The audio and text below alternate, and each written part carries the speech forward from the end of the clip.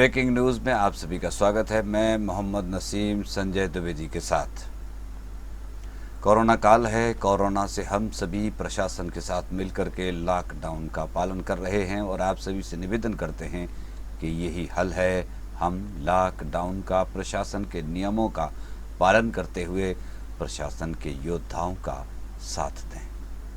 देश में 4 से 17 मई तक लॉकडाउन बढ़ाने का केंद्र सरकार ने लिया है निर्णय।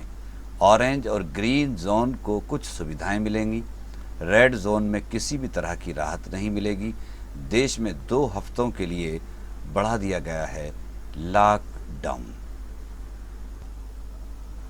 जिला स्तर से पंचायत स्तर तक कंट्रोल रूम स्थापित किए गए हैं। कोविड-19 तथा स्वास्थ्य संबंधी सूचनाओं के आदान प्रदान के लिए कलेक्ट्रेट कार्यालय में जिला स्तरीय कंट्रोल रूम स्थापित किया गया है, जिसका लैंडलाइन दूरभाष नंबर है 074 82 22 22 17 तथा मोबाइल नंबर है 75 87 97 73 22।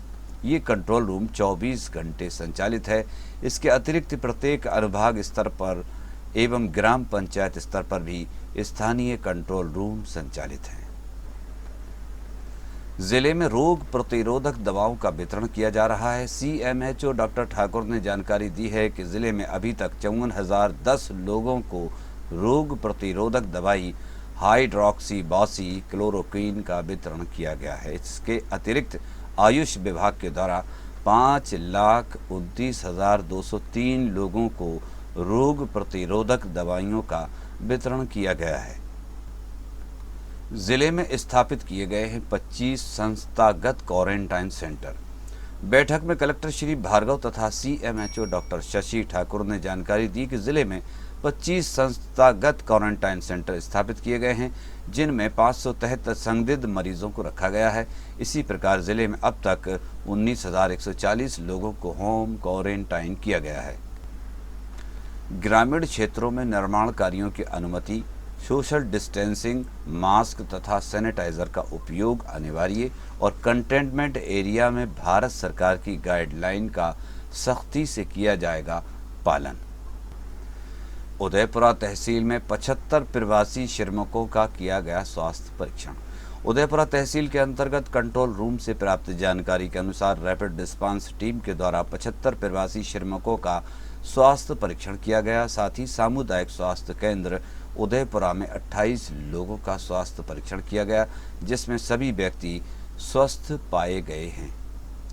सिलवानी अनुभाग में रुके 1546 श्रमिकों को उनके गृह नगर पहुंचाया गया है। सिलवानी एसडीएम एल.के. खरे, तहसीलदार सिलवानी तथा बीएमओ सिलवानी की उपस्थिति में 3 व्यक्तियों को आज 1 मई संस्थागत क्वारंटाइन सेंटर अनुसूचित जनजाति गांधी आश्रम छात्रावास से कोविड-19 परीक्षण की रिपोर्ट नेगेटिव पाए जाने पर सभी 3 व्यक्तियों को घर जाने की अनुमति दी गई तथा घर पर ही होम क्वारंटाइन के निर्देश दिए गए हैं।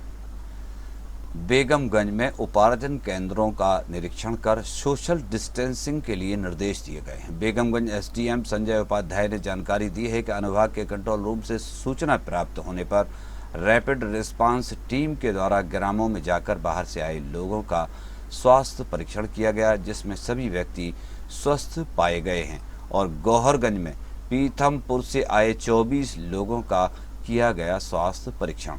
गौहरगंज एसडीएम विनीत तिवारी ने जानकारी दी है कि 1 मई को पीथमपुर से आए 24 व्यक्तियों का स्वास्थ्य परीक्षण किया गया।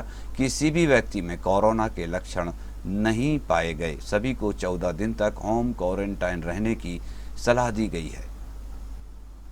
प्रदेश में 15 दिन में 5 लाख किसानों ने समर्थन मूल्य पर बेचा गेहूं। किसानों को अब तक भुगतान हुआ 2,000 करोड़। मुख्यमंत्री श्री चौहान ने की उपार्जन कार्यों की समीक्षा। मुख्यमंत्री श्री शिवराज सिंह जी चौहान ने कहा है कि प्रदेश में गेहूं उपार्जन का कार्य तेजी से चलाया जा रहा है। अभी तक प्रदेश में उपार्जन के लिए पंजीकृत 20 लाख किसानों में से 5,65,000 किसानों ने अपना 28 लाख मीट्रिक टन गेहूं समर्थन मूल्य पर बेच दिया है। किसानों को लगभग 2,000 करोड़ रुपये भुगतान भी किया जा चुका है। लॉकडाउन के दौरान आवश्यक सेवाओं को बनाए रखने के संबंध में निर्देश दिए गए हैं। नोवल कोरोना वायरस कोविड-19 संक्रमण के कारण लॉकडाउन घोषित किया गया है। मध्य प्रदेश शासन के राजस्व विभाग के द्वारा बेघर परिवारों एवं अपने निवास पर स्थान पर नहीं पहुंचने वाले मजदूर परिवारों के लिए प्रारंभ किए गए पुनर्वास शिविरों की व्यवस्था के लिए प्रति जिला 2 करोड़ रुपये तक की राशि आहरित करने की अनुमति दी गई है। पुनर्वास शिविरों में बेघर एवं मजदूर परिवारों के रहने की व्यवस्था के साथ ही खाने एवं कपड़े की व्यवस्था को भी शामिल किया गया है। 10 सरकारी डॉक्टरों पर कलेक्टर ने गिराई गाज, नौकरी से होंगे बर्खास्त। इंदौर कलेक्टर मनीष सिंह ने एक कड़ी कार्रवाई करते हुए 10 सरकारी डॉक्टरों के खिलाफ सेवा बर्खास्त की कार्रवाई शुरू कर दी है। ये सभी सरकारी डॉक्टर नोटिसों के बावजूद काम पर नहीं आ रहे थे। इन्हें कारण बताओ नोटिस थमाने, विभागीय जांच शुरू करने के बाद नौकरी से बर्खास्त करने की प्रक्रिया शुरू कर दी गई है। ये इंदौर की घटना है। इंदौर कलेक्टर मनीष सिंह की ये कार्रवाई है। आप सभी जानते हैं कि लॉकडाउन है और लॉकडाउन की अवधि बढ़ा दी गई है। इस सभी में किसका नुकसान है और कौन इसमें सबसे ज़्यादा मेहनत और लगन से काम कर रहा है? कोरोना वायरस महामारी से सबसे अधिक नुकसान पुलिस अधिकारी, कर्मचारी और स्वास्थ्य कर्मियों को हो रहा है। भले ही लोग दिल से दुआ ना दें, मैं ज़रूर कहूँगा कि धरातल पर अगर स्वास्थ्य विभाग है और कोई लोग हैं धरातल पर जो काम कर रहे हैं और जो लड़ रहे हैं, तो वह पुलिस और स्वास्थ्य विभाग है। जिन पॉजिटिव मरीजों के पास पहुंचने में लोगों की रूह कांप जाती है, वहां पुलिस और स्वास्थ्य कर्मी पहुंच रहे हैं।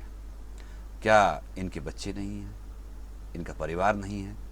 हमारी सुरक्षा के लिए ये लोग दिन रात अपनी जान जोखिम में डाल रहे हैं। वहीं महिला बाल विकास की आशा कार्यकर्ता हों, स्वास्थ्य विभाग की ANM और नगर सुरक्षा समिति के जाबाज कार्यकर्ता सड़कों पर खड़े हुए हैं। लोगों की सुरक्षा के लिए लोग क्या कुछ कर रहे हैं, ये सब उनकी नज़र में है। लेकिन हम प्रशासन का साथ दें, वो सब हमारे लिए लड़ रहे हैं। हम प्रशासन का साथ देते हुए लॉकडाउन का पालन करें और प्रशासन के दिए समय के अनुसार सोशल डिस्टेंसिंग का पालन करते हुए अपनी आवश्यकताओं की पूर्ति के लिए सामान खरीदने के लिए बाज़ार में पहुँचें। भीड़ ना लगाएं, मास्क का उपयोग करें, सैनिटाइज़र का उपयोग करें और इस महामारी को भगाने में हम सब मिल कर के, एक साथ होकर के, कंधे से कंधा मिला कर के इस महामारी को हमारे देश से भगा कर रहेंगे।